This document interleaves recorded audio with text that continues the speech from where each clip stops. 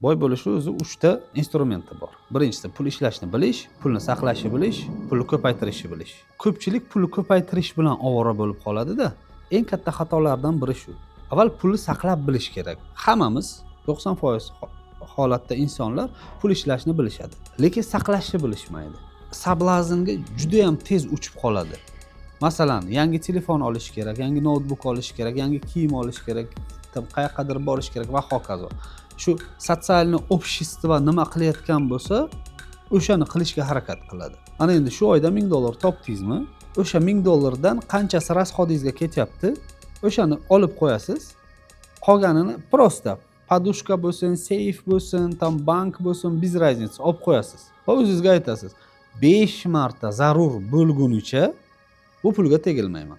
Siz pul yig'dingiz, $1000, $10,000, $100,000 pulingiz bor. Qayoqqadir chiroyli g'oya keldi investitsiya qilishga.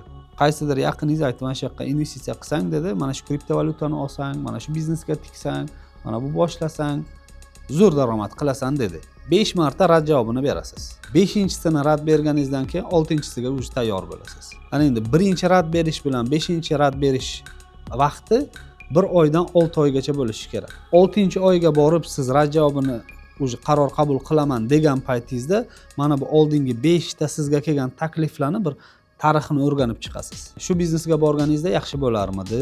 Daromad toparmidingiz yo yo'qotarmidingiz? Shu kriptovalyutani olganingizda siz daromad olgan bo'larmidingiz yo yo'qotgan bo'larmidingiz? Shu inson bilan sherikchilikda ish boshlaganingizda siz ishlagan bo'larmidingiz, ishlagan bo'lmasmidingiz? Shu xatolarni hammasini o'rganib chiqasiz.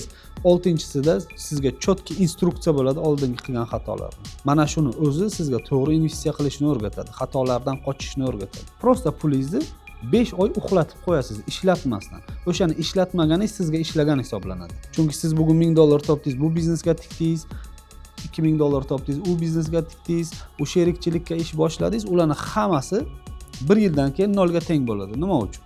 Chunki sizga u yo'nalish bo'yicha bilim bo'lmagan, tajriba bo'lmagan, kimnidir chiroyli gaplariga uchdingiz, investitsiyani qildingiz.